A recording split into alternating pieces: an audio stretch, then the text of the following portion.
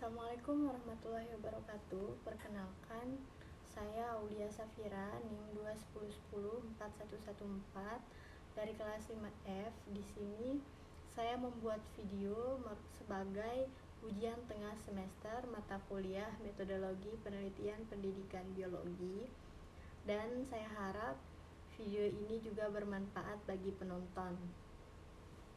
Adapun pokok pembahasan yang akan saya sampaikan pada video kali ini, yang pertama yaitu ada penelitian kuasi eksperimen, yang kedua ada penelitian ex post facto, yang ketiga ada penelitian pengembangan, yang keempat ada penelitian tindakan kelas atau PTK, yang kelima ada penelitian kualitatif naratif inquiry, yang keenam ada penelitian kualitatif studi kasus. Adapun yang pertama yaitu kuasi eksperimen didefinisikan sebagai eksperimen yang memiliki perlakuan pengukuran dampak unit eksperimen namun tidak menggunakan penugasan acak atau random untuk menciptakan perbandingan dalam rangka menyimpulkan perubahan yang disebabkan perlakuan. Nah, adapun langkah-langkah kuasi eksperimen, yang pertama yaitu melakukan tinjauan literatur, terutama yang berhubungan dengan masalah yang akan kita teliti. Nah, yang kedua yaitu mengidentifikasi dan membatasi masalah penelitian agar penelitian yang kita bahas itu enggak menyeluruh ke hal-hal yang lainnya. Yang ketiga ada merumuskan hipotesis-hipotesis penelitian atau dugaan-dugaan dalam penelitian. Yang selanjutnya ada menyusun rencana eksperimen, dan selanjutnya adalah melakukan pengumpulan data tahap pertama. Nah, biasanya itu menggunakan pretest. Ya, selanjutnya melakukan eksperimen. Nah, tadi kan udah melakukan post test. Selanjutnya mengumpulkan data tahap kedua yaitu dengan cara post test. Mengelola dan menganalisis data, dan yang terakhir tentunya kita menyusun laporan. Adapun kelebihan dan kekurangan kuasi eksperimen yaitu kelemahan dari penelitian ini seperti yang pertama, tidak adanya randomisasi yang berarti pengelompokan anggota sampel pada kelompok eksperimen dan kelompok kontrol tidak dilakukan dengan cara random atau acak. Yang kedua adalah kontrol terhadap variabel-variabel yang berpengaruh terhadap eksperimen. Tidak dilakukan eksperimen ini biasanya dilakukan di masyarakat. Nah, tadi kan udah kita bahas kelemahannya. Tentunya ada ya keuntungan dari penelitian eksperimen ini, yaitu eksperimen kuasi ini tidak mempunyai batasan yang ketat terhadap randomisasinya. Nah, selanjutnya ada macam-macam rancangan yang ada dalam kuasi eksperimen, yaitu yang pertama adalah time series design, di mana dalam desain ini kelompok yang digunakan untuk penelitian tidak sanggup dipilih secara random atau acak. Selanjutnya ada single subject design, di mana desain single subject umumnya memakai pengukuran yang berulang dan spesial untuk mengimplementasikan variabel bebas tunggal yang dibutuhkan sanggup merubah spesial untuk satu variabel terikat. Kemudian ada rangkaian waktu dengan kelompok perbandingan. Di dalam rancangan ini yaitu rangkaian waktu yaitu dengan kelompok perbandingan. Kemudian ada rancangan separate sample pretest post-test, di mana rancangan ini sering digunakan dalam penelitian kesehatan dan keluarga berencana. Pengukuran pertama yaitu dengan pretest dilakukan terhadap sampel yang dipilih secara acak dari populasi tertentu. Kemudian ada kelompok kerjasama, di mana dalam rancangan ini sekelompok subjek yang diambil dari populasi tertentu dikelompokkan secara rambang menjadi dua, yaitu kelompok eksperimen dan yang satunya kelompok kontrol. Kemudian ada rancangan kelompok kontrol yang tidak sama atau non-equivalent control group design, yaitu desain yang paling sering digunakan dalam penelitian sosial. Kemudian pembahasan kedua yaitu tentang penelitian ex post facto. Penelitian ex post facto didefinisikan sebagai penelitian yang variabel bebasnya sudah terjadi, yaitu penelitian yang dilakukan setelah sesuatu kejadian itu terjadi. Nah, adapun hubungan khusus syarat hubungan kausalnya, yaitu diperlukan beberapa bukti. Nah, yaitu yang pertama, hubungan statistik antara X dan Y telah ditetapkan. Yang kedua, X terjadi terlebih dahulu daripada Y. Dan yang ketiga, faktor-faktor lain tidak ikut menentukan Y. Nah, penelitian kausal kooperatif adalah penelitian yang ingin mencari tahu dampak dari sebuah situasi kondisi variabel tertentu terhadap suatu variabel tergantung, dilakukan dengan membandingkan subjek yang mengalami suatu kondisi atau variabel tertentu dengan subjek yang tidak mengalami pada aspek atau atribut yang menurut peneliti dianggap sebagai aspek yang berdampak atau yang terdampak. Nah, yang ketiga kita masuk ke penelitian pengembangan. Penelitian pengembangan atau biasa disebut sebagai research and development adalah suatu proses yang dipakai untuk mengembangkan dan memvalidasi produk pendidikan. Adapun produk pendidikan yang pertama yaitu perangkat keras seperti ada buku, modul, LKS, media, dan peralatan lab lainnya. Nah, selanjutnya ada perangkat lunak seperti pembelajaran kelas, pelatihan model pembelajaran maupun kurikulum. Selanjutnya ada instrumen penelitian.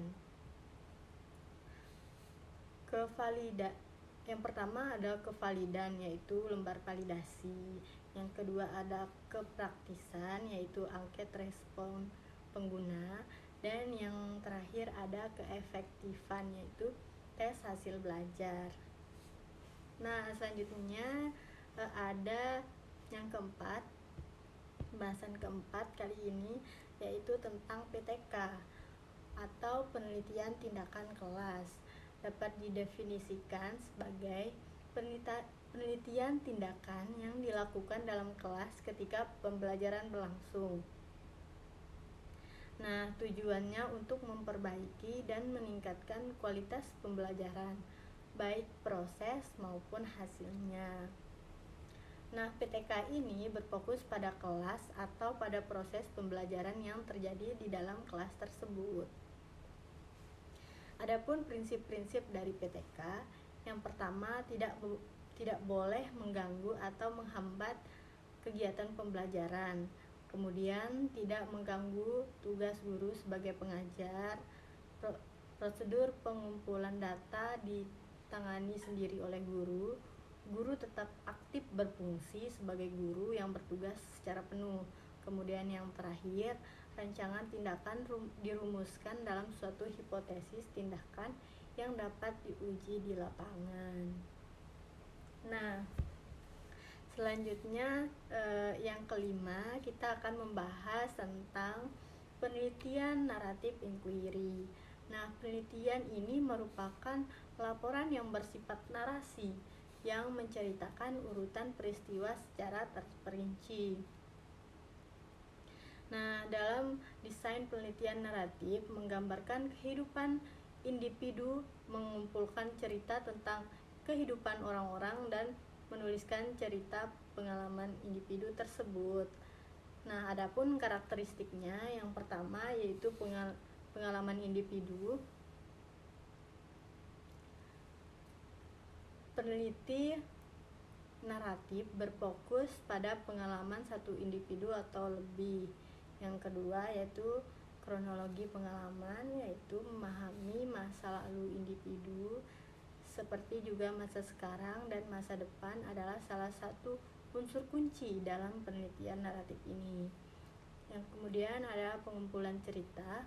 Penelitian memberi tekanan pada pengumpulan cerita yang diceritakan oleh individu kepadanya atau dikumpulkan dari beragam file teks.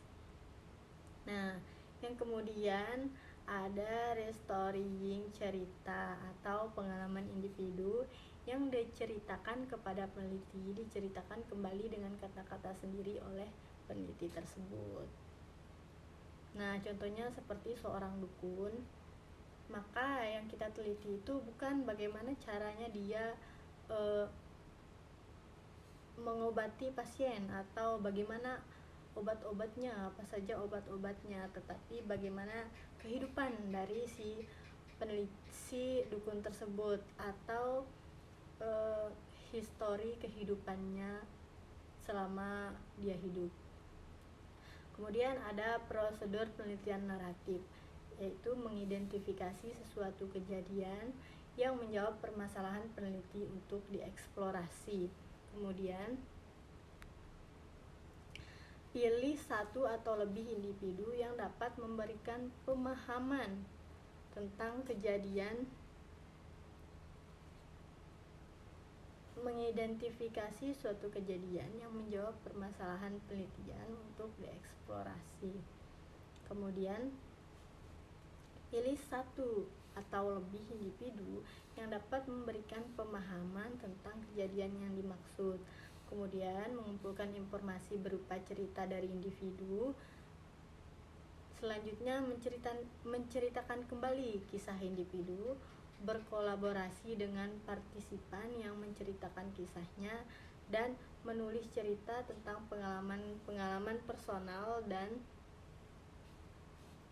menuliskan suatu cerita tentang pengalaman personal dan sosial partisipan, dan memvalidasi kekurangan laporan.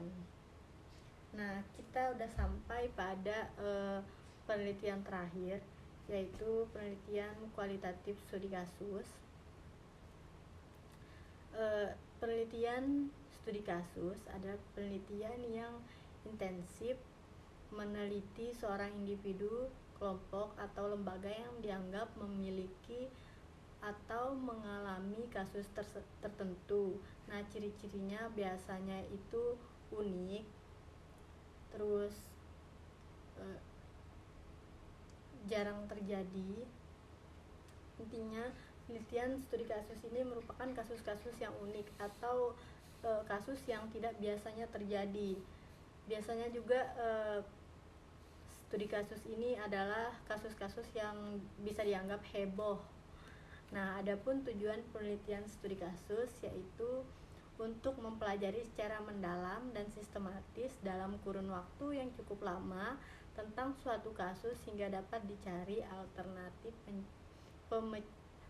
pemecahannya atau solusinya. Nah, adapun karakteristik dari penelitian studi kasus yaitu menempatkan objek penelitian sebagai kasus, memandang kasus sebagai fenomena yang bersifat kontemporer, Kemudian dilakukan dalam kondisi kehidupan sebenarnya menggunakan berbagai sumber data, menggunakan teori sebagai acuan penelitian. Nah, selain kejadian yang telah terjadi, peneliti juga membutuhkan teori sebagai acuan penelitiannya. Adapun keuntungan dari penelitian studi kasus yaitu sumber daya yang tersedia untuk peneliti selalu langka dan biaya yang tidak terlalu mahal. Juga penelitian dapat membandingkan sejumlah pendekatan yang berbeda-beda terhadap suatu masalah. Nah, selain ada keuntungannya, tentunya ada kelemahannya. Nah, yang pertama dari segi statistik, cara pengambilan kesimpulan tidak absah, kemudian menyita beberapa waktu peneliti, dan yang terakhir adanya efek Hawthorne.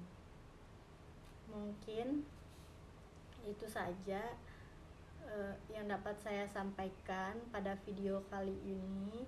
Saya harap video ini dapat bermanfaat untuk kalian yang sudah menontonnya. Semoga apa yang saya sampaikan bisa bermanfaat bagi diri saya maupun para penonton, dan saya mohon maaf apabila ada kesalahan kata maupun kesalahan dalam penyampaian materi saya. Mungkin itu saja yang dapat saya sampaikan. Assalamualaikum warahmatullahi wabarakatuh.